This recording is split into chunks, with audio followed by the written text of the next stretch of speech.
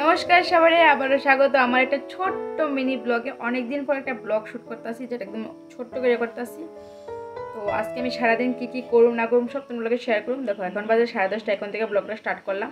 তো এখন থেকে ভাবতেছি 1-2 দিন পরে একটা ছোটো ছোটো ব্লগ দেওয়ার চেষ্টা করুম, কারণ ব্লগটা দেখে অনেকেই চাইতেছে তার লিগা।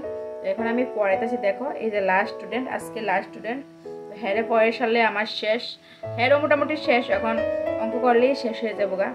তো ব্লগটাও করা শুরু করে দিয়েছি তার লিগা। মিষ্টি ঘরে না, মিষ্টি একটু ঘুরতে গেছে, আর বৃষ্টির দিন মিষ্টি বাজতে পারে না, আর মিষ্টি আস্তে আস্তে বড় হইতেছে। তো এত দুষ্টামি করে যে আমার ভিডিও করার সময়টাও হয় না। তার লিগে ছোটো ছোটো রিলস শর্ট ভিডিও দেওয়ার চেষ্টা করি।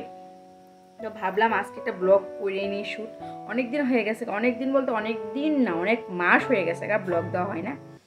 তো আমি এখন ঘরে প্রচুর কাজ রয়েছে, কাজ টাজটি করুন। চলো আস্তে আস্তে তোমার লোকের সবই শেয়ার করুন।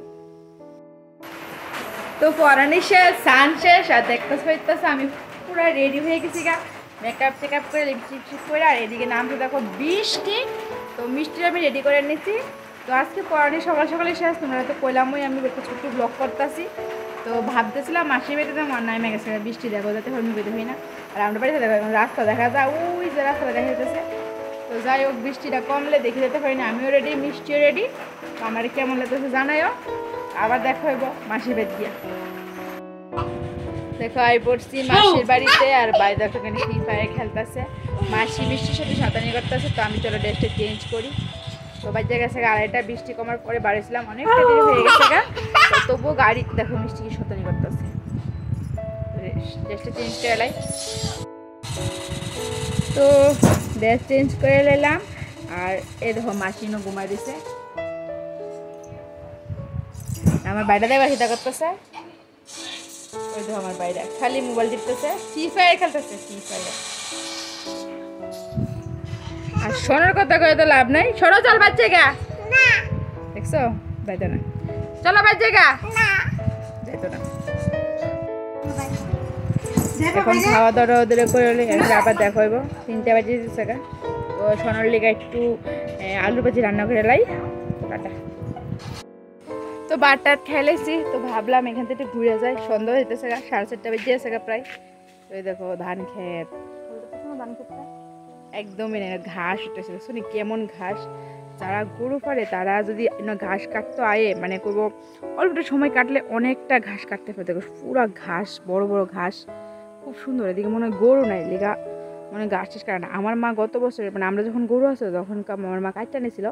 তো এখন দেখো ঘাস প্রচুর প্রচুর ঘাস খাইও লেছি বেশি। দেখো আমার মাসি মনে ঝিঙ্গা গাছ লাগাইছে, এখানে ঝিঙ্গাও ধরছে।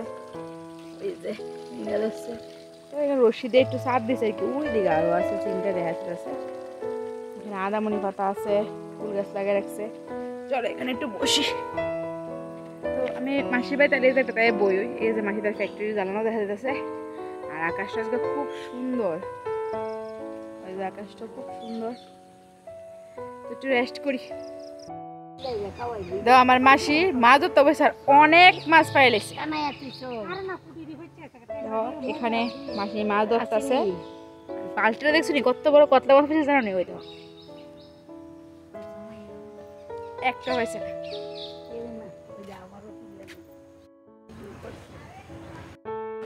হয়ে গেল সন্ধ্যা।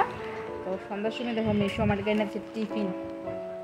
এই দেখো টিফিন, টিফিন খামু। আর নাতিনের লিগে কত কিছু আনছে হিসাব নাই। জেলি, চিপস আরও অনেকটি আছে, ওইদিকে রাখা আছে। আর আমার লিগে আনছে টিফিন।